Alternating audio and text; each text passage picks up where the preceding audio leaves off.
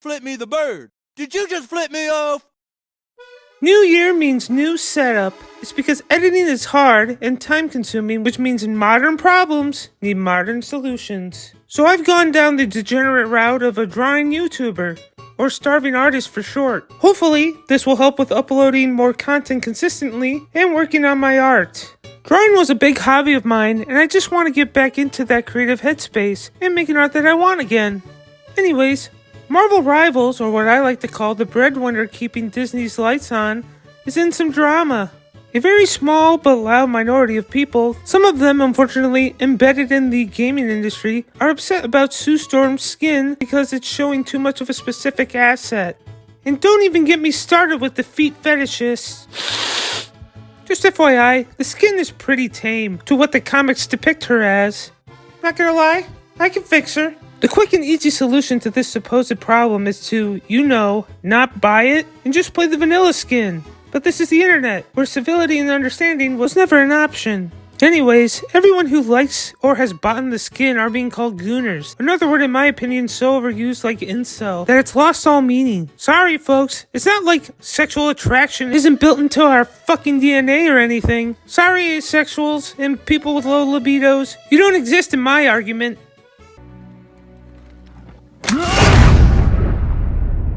I'll say this, the Sue Storm skin is more safe horny than gooning. Gooning to me is like Dead or Alive Beach Extreme Volleyball, specifically the Venus and Fortune bikini, or the dime a dozen non-safe for work games on Steam.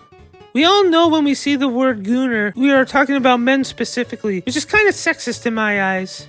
Are you saying women can't be gooners? I mean, come on, look at all the women thirsting over Thor's ass in Thor Love and Thunder. Possibly the only good thing in that movie. Hell, a lot of them are playing Korean dating sims, and there's no shame in that. Unless you fall down the 2D is superior than 3D rabbit hole. Which then I would say to man or woman, you need to go outside and interact with people. Because holy shit is that cringe. I've seen the argument that why don't the male characters have skimpy skins like the Sue Storm alternative? Tell me you're a tourist without telling me you're a tourist. Also, Venom is caked. Caked as fuck! So I don't want to hear that shit. But, alright, I'll play devil's advocate. What if we put a skin of the Punisher in a Speedo, Wolverine in short shorts, and Spider-Man in his boxers? You know what would happen? Fucking nothing but thunderous applause. It would most likely be supported by both genders. Women get their eye candy to flick their beans to, and men, may they be gay or straight, will buy it for the meme. It's a win-win. Just imagine a team of short shorts Wolverines just decimating you. Sounds funny as fuck, but also kind of fucking gay. The skin I'm most anticipated for is the Spider-Man being crushed by a fridge. Another argument I've seen is the think of the children, because Marvel Rivals is rated T for teen. Do I think sexualized content should be in video games for kids? Of course not, but that's also not my responsibility. Be a goddamn parent and keep an eye on the media your kids are consuming. If your child is playing Marvel Rivals and you think some of the content is sus, then age restrict it until you think they are a mature enough age to consume it. Stop being shitty parents and making iPad kids, cause God knows we don't need any more of them. The character designs for this game are quite appealing, probably because the company that made it is from China, so no surprise there. The devs just copied Overwatch and said the designs have to be on par too, since all Overwatch is good for now is non-safe for work content. I will say, if your characters are not appealing to non-safe for work artists and or cosplayers, then don't expect a financial success. I'm looking at you, Concord. I mean, can we talk about Squirrel Girl? She's giving off a leg vibes, and the community seems to be all for it. Just check Rule 34. She definitely checks the body positivity box. And she's voiced by fucking Milana Weintraub, aka the AT&T girl. Funny enough, she was supposed to play Squirrel Girl in live action, but seeing how Marvel movies are panning out currently, I have a feeling we won't be seeing her in the near future. But if she does, please for the love of God, Disney, don't make her a girl boss. Just make her a quirky, dorky, and hell even an underdog, because her powers are quite laughable. Unless they just copy Ratcatcher 2 from the Suicide Squad movie, which to be fair, was a character I really enjoyed on screen. I just don't understand why sexy is bad nowadays. Not to get political, but the woke school left says this is misogynistic and sexist, and the prudish pearl-clutching right are saying this is degenerate. So good to know they're both sides of the same coin. Personally, I think if games want to have sex-appealing characters, just put in a character creator. And don't nerf any of the body parts. Be overly dramatic with it. Not like current day character creators, which go up to like a C cup. Where's the body positivity that I keep hearing about? I thought breasts weren't sexual.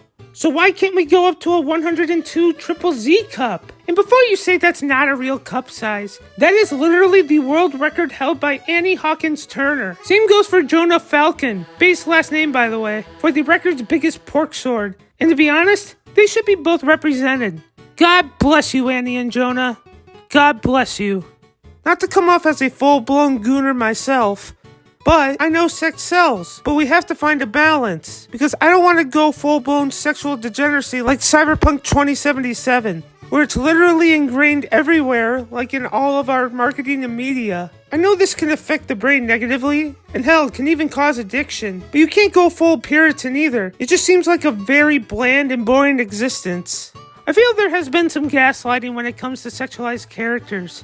For example, Lara Croft and Bayonetta, they are considered strong female characters, even though when they first debuted, they got the "this is sexist" and "just watch" response. Kinda like Eve from Stellar Blade, which I feel when some time passes, that they will say that she was always recognized as a strong female character. But they forget that the internet is forever, and there are plenty of receipts to pull up that will dismantle that narrative. In my opinion, I think the best example of the right amount of sex appeal in video games was Saints Row 3. May Volition rest in piss. You could make a six-pack himbo with a giant schlong, and a bombshell with torpedo titties. They literally had a sex appeal slider. They could also wear the sluttiest clothing, and it just worked. And yes, ladies, I believe men could be sluts too. I think the last character in a AAA video game that had big Elmer Fuds canonically was Lady Dimitrescu from Resident Evil Village, and that was safe horny as it gets.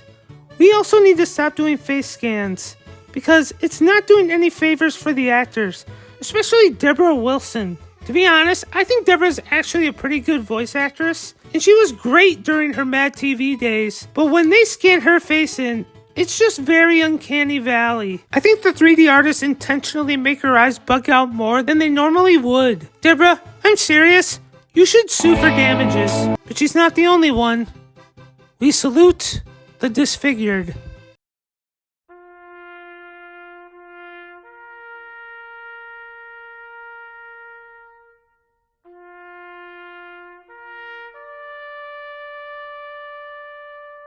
Oh! Looks like Emma Frost recently got leaked. So, good fucking luck with that one, you prudish bastards. And everyone got fired.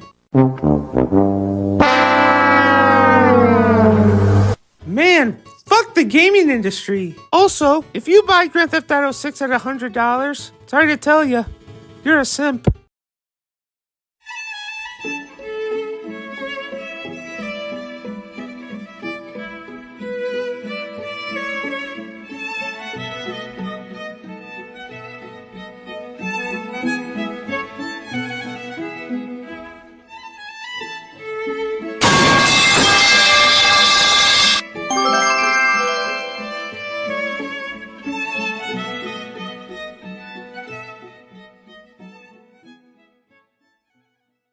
Please hit that bell